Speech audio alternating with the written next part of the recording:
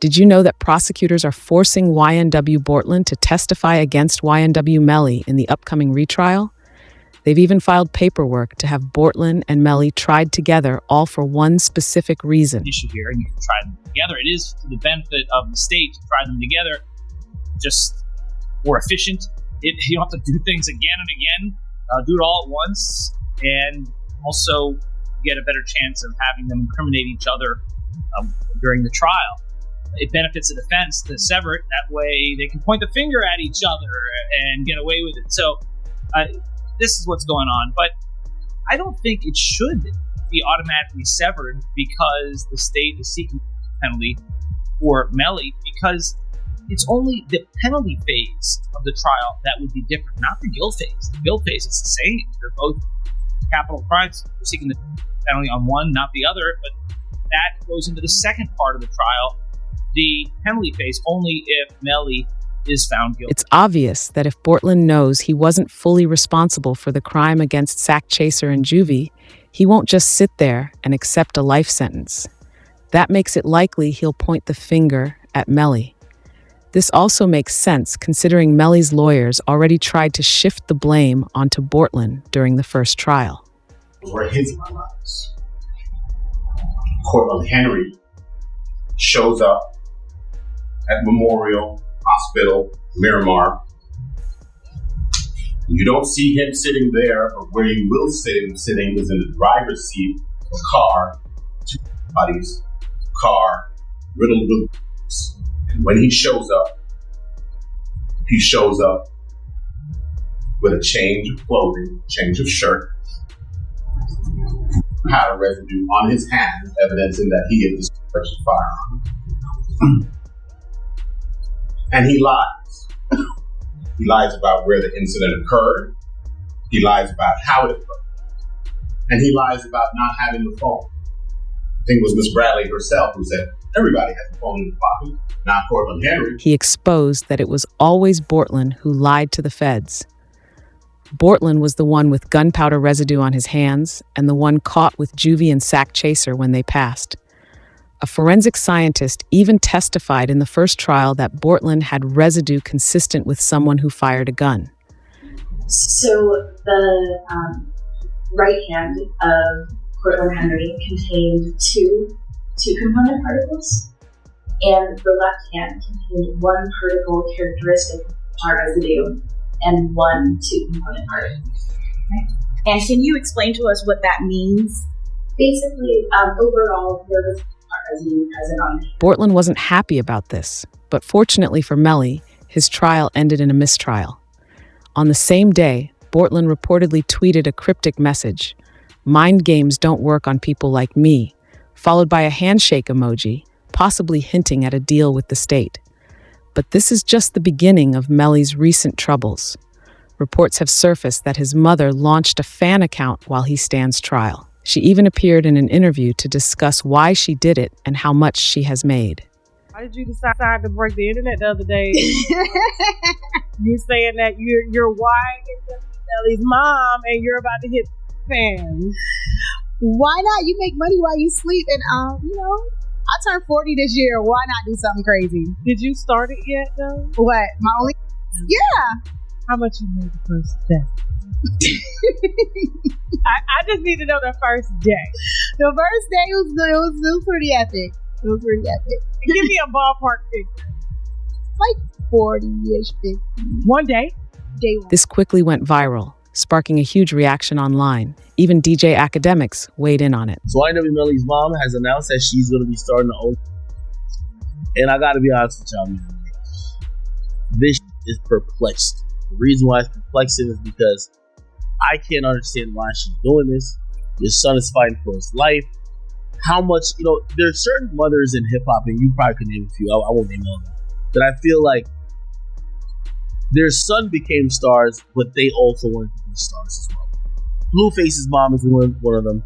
The situation between Melly's mom and Melly, I always thought was interesting, but I never thought she'd be doing this. If you're wondering if she's doing this for money, this can't be a money.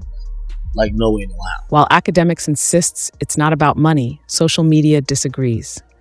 A no-jumper interview with Melly's mom and his brother, B Slime, shows Adam asking about all the money Melly has spent on lawyers. Melly's mom, Jamie, sat back and laughed, but B Slime didn't hold back, calling out Melly for wasting his money in dumb ways. I would assume that he spent a lot of money on lawyers. Like an amount that would probably... That kid spent a lot of money on a lot of things that shouldn't have been spent on. Really? Like what else? And cars, jewelry. And he's not even out to wear the jewelry. I'm like, why are you buying jewelry? You're not here to wear the jewelry. No, definitely lawyers are probably the best thing you can spend. That's what I throw. But he's good with lawyers, bro. Like, money ain't an issue for lawyers. He's fine. But it's just like, there was a lot of stuff that should have went to lawyers that he didn't spend on lawyers. I'm like, bro. And now it's like, he don't even want to change no more. Looking at it from Melly's mother's perspective, she's been through a lot. She likely started the fan account as an outlet to distract herself from the stress of his trial. There were even multiple moments when Melly had to check in and ask if she was okay.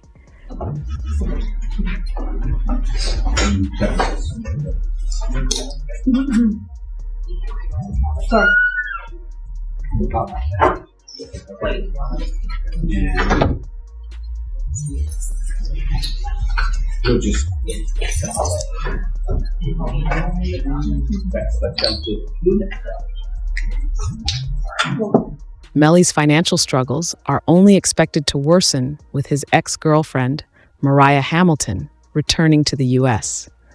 Reports confirm that she was released from her detention facility after Judge Fee ruled in her favor on February 7th. This hearing marked the first time Melly and Mariah had seen each other in person since he turned himself in to the sheriff's office in February 2019.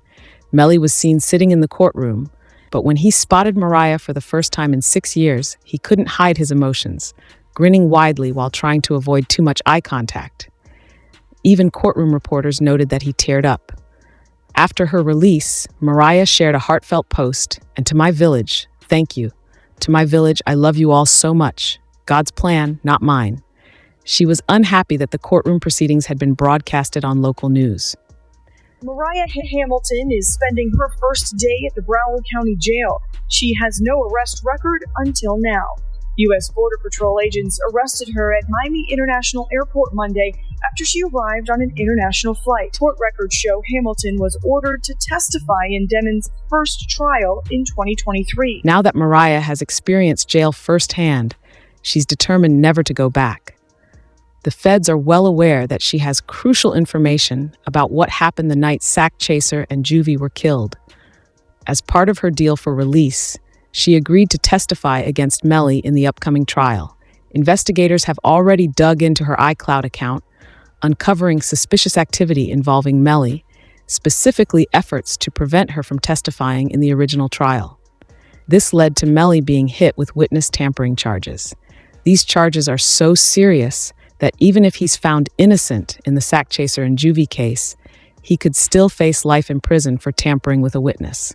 Filing 6 new charges against Demons and 2 others who were allegedly involved. The charges include tampering with a witness, directing the activities of a criminal, solicitation or conspiracy to commit tampering, and unlawful use of a two-way communication device. Now, a couple of those charges actually carry a life in prison sentence if there's a conviction. This adds even more legal fees for Melly, as it's considered a separate case. But it raises the question, how does Mariah even have information about the crime member? It turns out she allegedly had a phone call with Melly around the time of the incident, which could be crucial in understanding what really happened. Even Juvie's father investigated Mariah's involvement and uncovered how Melly tampered with her as a witness. He spoke about the coded language Melly used to influence her testimony. There was this kind of crazy way that Melly was communicating. He wasn't allowed to use the phone, but he was passing notes to people, and then this person's calling this person, and then that person. They like me, they're going through extreme measures, trying to cover up or convince people not to testify, like Mariah's mom. They was using code words like Rihanna, and they said Rocky's baby mom. Because of Melly's witness tampering charges, the jail has restricted his communication, preventing him from using the phones or sending mail for several months. His mother, Jamie King, wasn't happy about this and spoke out in an interview, expressing that it's unfair he's unable to contact anyone. My son has not been convicted of anything, and even other inmates that have been convicted or anything, they have the right to use a telephone. They have a right to just to be allowed to write letters to their loved ones, to receive their mail. They hold his mail, they don't give it to him. The jail wouldn't revoke his privileges based on a mere suspicion, which means they likely have recordings of Melly tampering over the jail phone. However, this doesn't make things any easier for his mother. In the interview, she opened up about feeling completely heartbroken and helpless for her son, claiming he's not even being treated like a human in jail. You saw Melly's statement just saying how he's been hurt, how he's scared for his life. As a mother, how did that make you feel? It's heartbreaking. It made me feel completely helpless. Broward Sheriff's Office definitely needs to be investigated. I mean, they are making up their own rules. We've tried to go to court about this situation. The judge really doesn't have any jurisdiction when it comes to the jail, because we actually had a hearing about the mistreatment of him, and the jail they make their own rules. And I don't think that's fair, because I know that they need to answer to someone too. This quickly caught attention on social media, with Charleston White weighing in on the situation. He shared his opinion, stating that this is exactly how Melly should be living, without any special treatment. The YNW Melly. I'm so happy he in jail getting mistreated. See, I'm so happy he in jail getting mistreated, homie. Homie, when you take a life,